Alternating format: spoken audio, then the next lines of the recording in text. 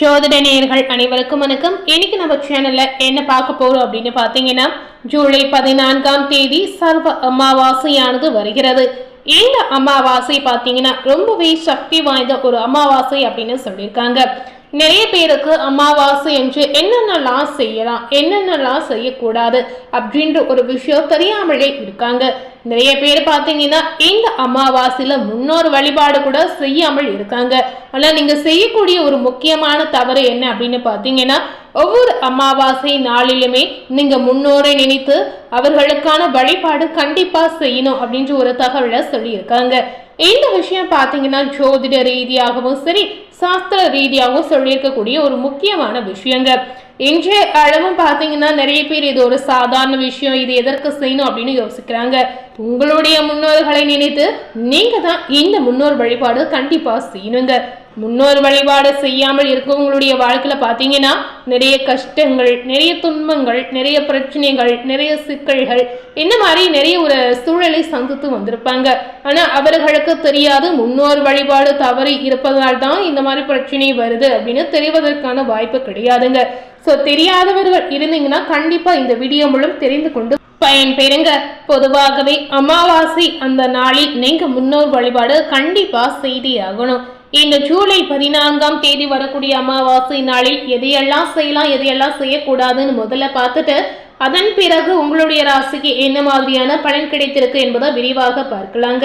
இன்னைக்கு இந்த அமாவாசையின் தாக்கத்தால் தனுசு ராசி நேயர்களுக்கு தான் என்ன மாதிரியான மாற்றங்கள் நடந்திருக்கு அப்படிங்கறத முழு விவரமாக நம்ம தெரிந்து கொண்டு பயன்பெற போறோங்க. முதல்ல இந்த அமாவாசை என்று நீங்க என்ன செய்யணும் அப்படிங்கறத தெரிந்து கொண்டு அதற்கு ஏற்றவாறு நடந்து கொள்ளுங்க. அமாவாசை என்று சந்திரனின் ஒளிக்காட்சி ஆவிகளுக்கு கிடைக்காது அப்படின்னு சொல்லியிருக்காங்க. இதனாலதான் ஆவிகள் உணவுக்கு அன்றைய நாள் திண்டாடுவார்கள் அப்படின்னு கூட சொல்லியிருக்காங்க. பசி தாங்க முடியாமல் ரத்த சம்பந்தமுடைய வீடுகளுக்கு நம்மளுடைய முன்னோர்கள் தேடி வருவாங்க அப்படின்ற ஒரு தகவல் ஐதீக ரீதியாகவும் சொல்லியிருக்காங்க, சாஸ்திர ரீதியாகவும் சொல்லியிருக்காங்க. இது நிறைய பேர் பார்த்தீங்கன்னா இன்றைய அளவு நம்பவே மாற்றாங்க. ஆனா இது ரொம்ப ரொம்ப ஒரு முக்கியமான விஷயங்க. அனைவரும் இது முழுமையாக நம்பியதான் ஆகணும் அப்படிங்கறத நம்ம தெரிவிக்கலாம். அப்பொழுது நம்மளுடைய முன்னோர்கள் நம்ம யாராவது நினைக்கிறாங்களா, நமக்கு தர்ப்பணம் படையல் செய்யறாங்களா அப்படின்னு நம்மளுடைய வீடு தேடி பார்ப்பாங்களாம். வீடு வாசல் இல்லாத ஏழைகளுக்கு அமாவாசை என்று அன்னதானம் செய்ய வேண்டும். ஒவ்வொரு அமாவாசை என்றும் உங்களால் இயன்ற அளவு உணவை நீங்க அன்னதானம் செய்யலாங்க. பசு, காகம், நாய், பூனை மற்றும் இதர ஜீவராசிகளுக்கும் அன்று உங்களால முடிந்த அன்னத்தை கொடுத்து வரலாங்க.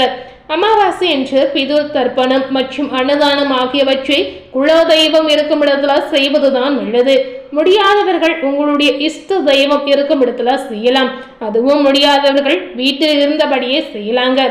இந்த அமாவாசை என்று நீங்க செய்யக்கூடாத விஷயம் என்ன அப்படின்னு பாத்தீங்கன்னா, தலையில் எண்ணெய் தடவக்கூடாது. புண்ணிய தலங்களுக்கு சென்று நீங்க நீராடலாம். அது கடலாக இருந்தாலும் சரி, நதியாக இருந்தாலும் சரிங்க. அமாவாசை என்று காலை சூரிய உதயத்தின் போது கடலில் எடுக்கப்பட்ட நீரை வீட்டுக்கு கொண்டு தீர்த்தமாக நீங்க தெளித்து வரலாங்க. இதனால வீட்டில் இருக்கக்கூடிய தோஷங்கள் முக்கியமா நீங்கிடும். உற்றார் உறவினர் தொடர்பு இல்லாத ஆவைகள் பார்த்தீங்கன்னா மரம், செடி, கொடிகளில் அமாவாசை அன்று மட்டும் தங்கி அவற்றின் சாரத்தை சாப்பிடும் அப்படின்னு சொல்லியிருக்காங்க. இதனாலதான் அமாவாசை என்று நம்மளுடைய பெரியோர்கள் பார்த்தீங்கன்னா மரம், செடி, கொடிகளையோ காய்கறிகளையோ பிரிக்கவும் கூடாது, தொடவும் கூடாது அப்படின்னு சொல்லியிருக்காங்க. ஒவ்வொரு மாதம் அமாவாசை என்று அன்னதானம் செய்ய முடியாதவர்கள் இருந்தீங்கன்னா தை, ஆடி, புரட்டாசியில நீங்க அன்னதானம் கண்டிப்பா செய்ய வேண்டும்.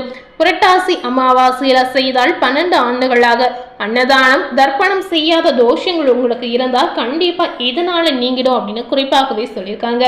ஸோ செய்யாதவர்கள் இருந்தீங்கன்னா இந்த மாதிரி முறையில கண்டிப்பா முதல்ல செய்திடுங்க. ஏன்னா முன்னோர் வழிபாட்டை மட்டுமே எப்பொழுதுமே நீங்க தவற விடக்கூடாதுங்க.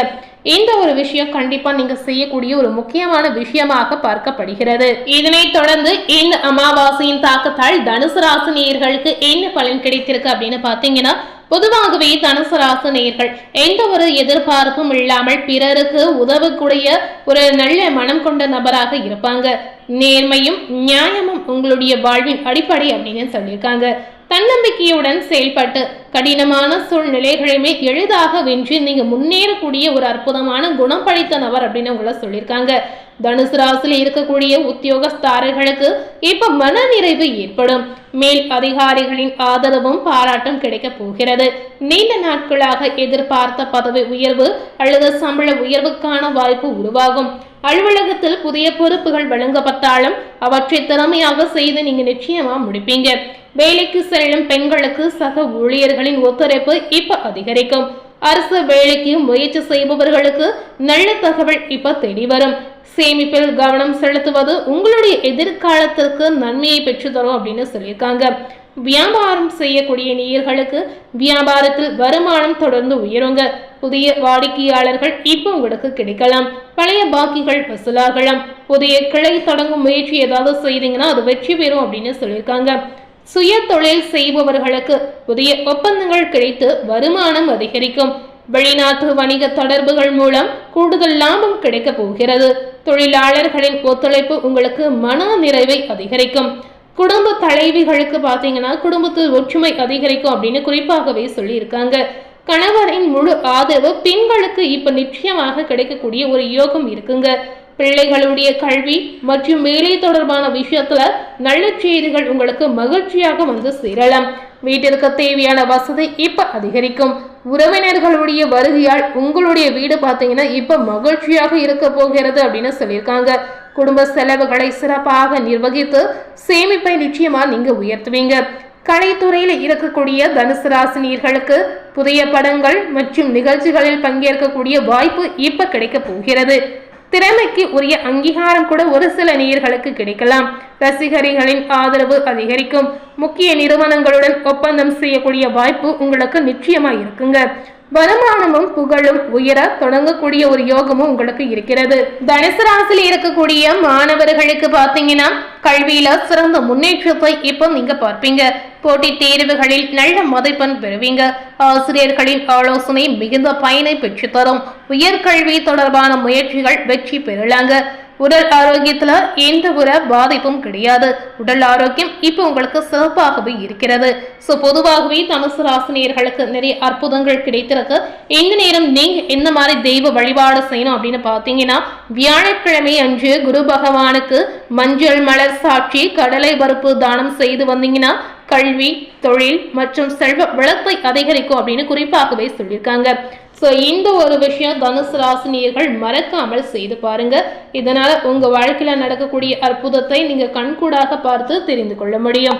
ஸோ இன்னைக்கு நம்ம சேனல்ல ஜூலை 14ஆம் தேதி அமாவாசை வருகின்ற இந்த நேரம் உங்களுக்கு எப்படிப்பட்ட ஒரு நேரமாக இருக்கு என்பதை முழுமையாக பார்த்து தெரிந்திருப்பீங்க.